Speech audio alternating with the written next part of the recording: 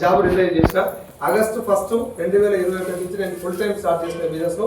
అంతకు ముందు ఏ రోజు కూడా నేను బిజినెస్ చేయాలా వద్దా, ఫ్యూచర్ ఉందా లేదా అని ఎప్పుడు ఆలోచించలేదు. బాగుంది కానీ రైట్ టైం కోసం వెయిట్ చేస్తున్నా. ఇప్పుడు టీం ఉంటేనే, ఒక నలుగురన్నా టీం ఉంటేనే వాళ్ళతో పాటు పని చేస్తాను, పని ఉంటుంది. అవునా కదా సార్?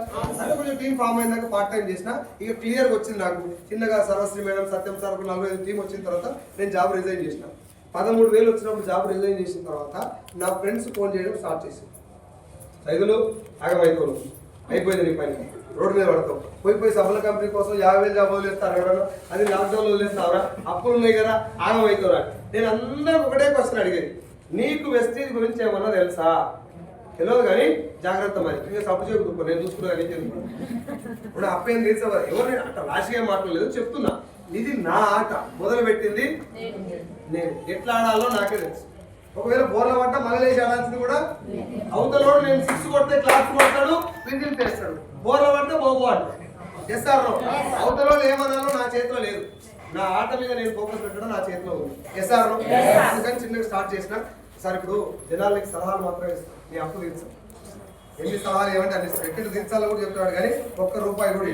అంతిమంగా నువ్వు 6 కొట్టు, 4 కొట్టు, లెఫ్ట్ కాడు, రైట్ కాడు, ఆన్ల కొట్టు, ఆఫ్ల కొట్టు, ఈట్లు లేపు కొట్టు అని ప్రతి ఒక్కటి చెప్తాడు. కొట్టాల్సింది ఎవడు? బ్యాట్ ఉన్నది నా చేతిలో, బాల్ కొట్టేది నా ముఖానికి. కాబట్టి ఆట మీద ఫోకస్ చేయడం మొదలు పెట్టినా. జనాలు పిలిస్తే రాదు, గెలిస్తే అడ్రస్ కనుక్కొని వస్తాను.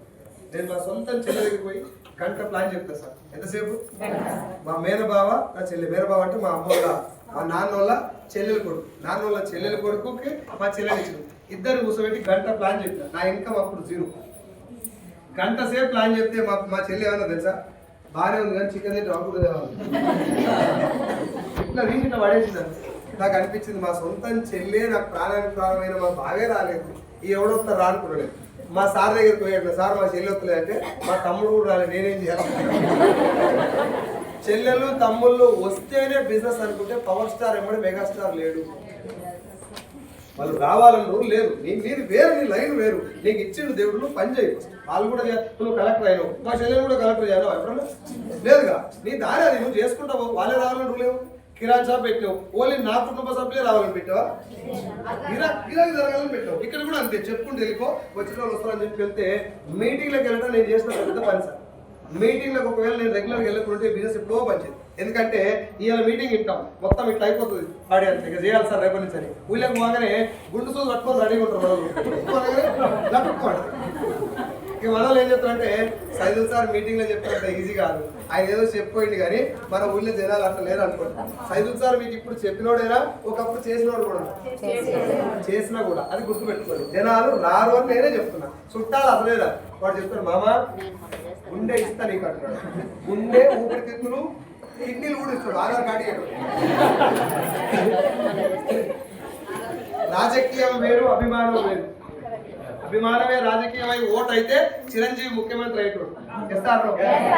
అడిగిండంట పవన్ కళ్యాణ్, తమ్ముడు మనకు రాజకీయం సెట్ కాదా, నువ్వు వెనుకకు రారా అంటే, అన్న ఇప్పుడు కనుక నేను వెనుకకు వస్తే మన కుటుంబంలో మెగా ఫ్యామిలీలో ఎవరు కూడా రాజకీయం వైపు కన్నెత్తి కూడా చూడన్నా, పవర్ స్టార్ మెగాస్టార్ తోటి కాలేదు మనం ఏం చేస్తామని భయపడతారు.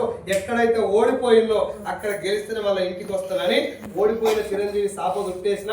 2 సార్లు ఓడిపోయిన పవన్ కళ్యాణ్ 3వ సారి నిలబడితే ఈ became deputy CM. Power star Pawan కళ్యాణ్కి ఎదురుదారి తప్పినప్పుడు నువ్వు నేను ఎంత చెప్పు, అది నేను ఎంత చెప్పు, మీరంటే నాకు తెలియదు చెప్పు. నాదెంత, నాకు కూడా కష్టాలు వస్తాయి రా. ఏం కష్టాలు వస్తాయి? ఇలా చెప్పినోడు రాడు, నీదేం లాస్ లేదు కదా, నీ గోసి చూసిపోయేది ఏం లేదు. దానికి ఎందుకు పీకిలాట? 32 సంవత్సరాల నుంచి వేరే వారి కాడ పని చేస్తాం 11 ఏళ్ళు. అప్పటిదాకా జీవితం సగలాకిపోయింది. కనీసం 1 ఇయర్లో మారే ఛాన్స్ ఉంది. అదే ఎగిరెగర దంచినా అంతే, ఎప్పుడు దంచినా అంతే. ఇది లాస్ట్ ఛాన్స్ నాకు దేవుడు ఇచ్చిందని చెప్పి సావాలి, లేకుండా గెలవాలని. ముందరికి గెలుడు తప్ప వెనుకకు వచ్చే సవాలు లేదని చెప్పి పని చేసుకుంటూ పోయినా.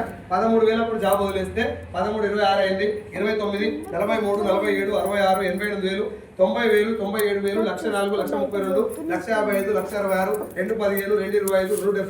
3,65, 4,20, 4,52, 5,26, 6,29, 6,43, 6,56, 5,77,